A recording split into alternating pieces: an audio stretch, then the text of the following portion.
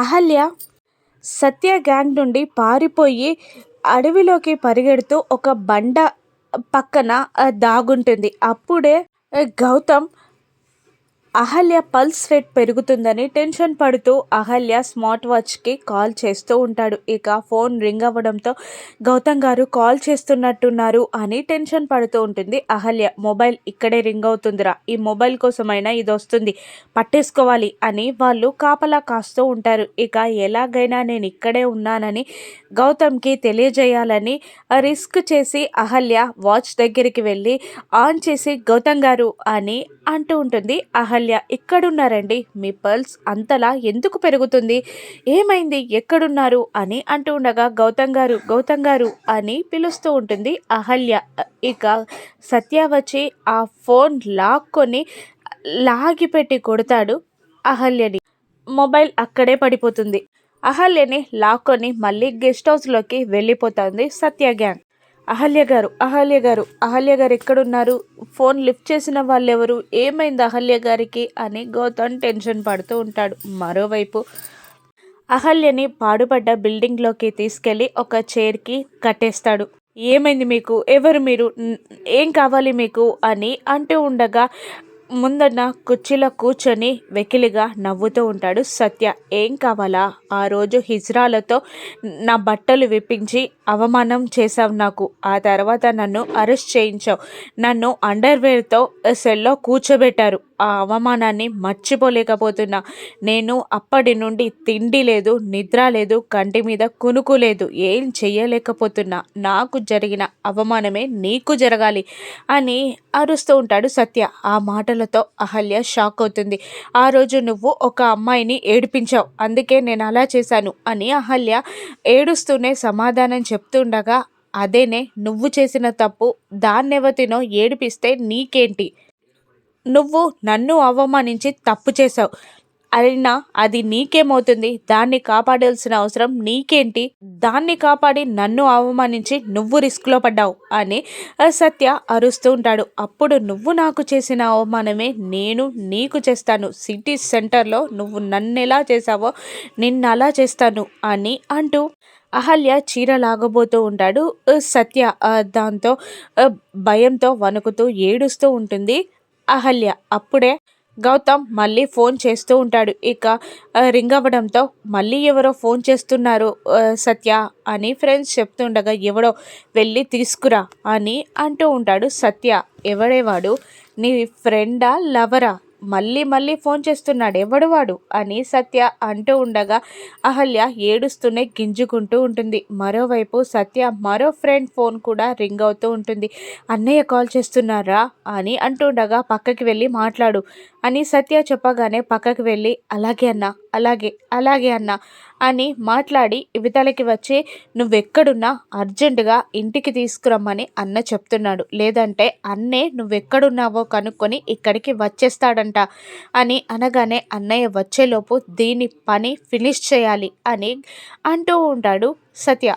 ఇదిగో అన్న ఆ మొబైల్ అని అంటూ ఆ స్మార్ట్ వాచ్ని సత్య చేతికి అందిస్తాడు. ఎవడే వీడు అని అంటూ ఉండగా, ఒక్కసారి నన్ను ఫోన్ మాట్లాడనివ్వండి ప్లీజ్ అని అహల్య బ్రతిమిలాడుతూ ఉంటుంది. ఆ ఫోన్ పక్కన పడేసి దీని పని చూద్దామన్నా అని ఫ్రెండ్స్ అంటూ ఉండగా, ఎలాగూ చావబోతుంది కదరా, మనం చేసే అవమానం తర్వాత ఇది ఊరేసుకొని చేస్తుంది, చివరి కోరికగా తీద్దాం అని అంటూ ఫోన్ లిఫ్ట్ చేస్తాడు. గౌతమ్ గారు అని అరుస్తూ ఉంటుంది అహల్య. ఎక్కడున్నారండి అని అడుగుతూ ఉంటాడు గౌతమ్. నేను ఎక్కడున్నానండి తెలియట్లేదు, ఇది ఏదో సిటీ అవుట్స్కట్ లాగా ఉంది, నన్ను వీళ్ళు కిడ్నాప్ చేశారు అంటూ ఉండగా గౌతమ్ షాక్ అవుతాడు. కిడ్నాప్ చేశారా, ఎవరండి వాడు, ఎవడు వాడు అని అంటూ ఉండగా, నేనేరా అని అంటూ ఉంటాడు సత్య ఫోన్ తీసుకొని. ఎవర్రా నువ్వు అని అంటూ ఉండగా, ఇది నా బట్టలు ఇప్పించి నాకు నలుగురిలో అవమానం చేసింది, ఇప్పుడు సిటీ సెంటర్లో దానికి అదే అవమానం చేస్తాను అని సత్య అనగానే గౌతమ్ షాక్ అవుతాడు.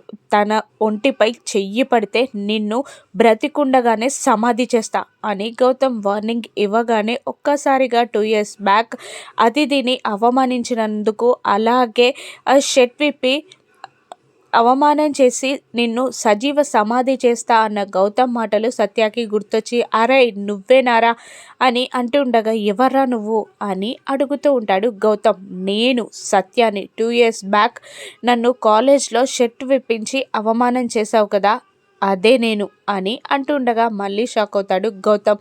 నువ్వు నువ్వు అహల్యను ఎందుకు కిడ్నాప్ చేసావురా అంటూ ఉండగా ఇది కూడా నువ్వు 2 years బ్యాక్ ఎలా అవమానం చేశావో ఇది అలాగే అవమానం చేసింది అని అంటూ, ఇంతకీ ఇది నీకేమవుతుందిరా అనగానే అది నా భార్యరా అహల్య నా భార్య అని గౌతమ్ అనడంతో వాహ్ వాహ్ నాకు ఈరోజు చాలా బాగా కలిసి వస్తున్నాయి, ఒకే దెబ్బకి 2 పిట్టలన్నమాట అని అంటూ ఉంటాడు గౌతమ్. తనని వదిలేరా, తను అసలే ప్రెగ్నెంట్ అని అంటూ ఉండగా అరే నాకు ఇంత బంపర్ ఆఫర్ ఏంట్రా, ఒక్క దెబ్బకి 3 పిట్టలన్నమాట అని అంటూ ఉండగా ఒరే వదిలేరా అని బ్రతిమిలాడుతూ ఉంటాడు గౌతమ్. వదిలేస్తా, అది చచ్చాక వదిలేస్తా, దీన్ని సమాధి చేస్తా అని అంటూ సత్య వెకిలిగా నవ్వుతూ కాల్ కట్ చేస్తాడు. ఇక దీన్ని బయటికి తీసుకురండిరా అని అంటూ ఉండగా రావద్దు గౌతమ్ గారు అని అహల్య అన్న మాటలు గౌతమ్కి వినబడుతూనే ఉంటాయి. అహల్యని బయటికి తీసుకెళ్తూ ఉంటాడు. 2 చెంపల మీద అహల్యని కొడతాడు. అహల్య తలకి కూడా గాయం తగులుతుంది. బయటికి తీసుకెళ్తాడు గౌతమ్.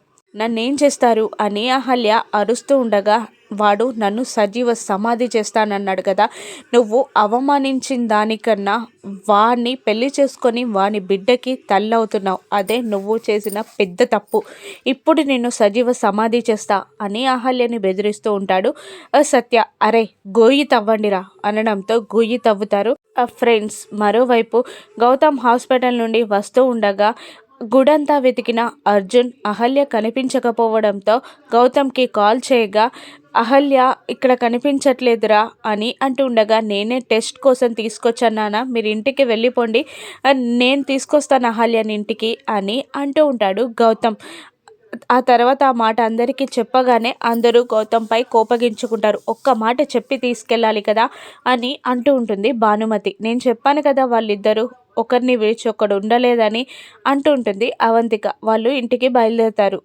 గౌతమ్ కోపంగా కారులో స్టార్ట్ అవుతాడు.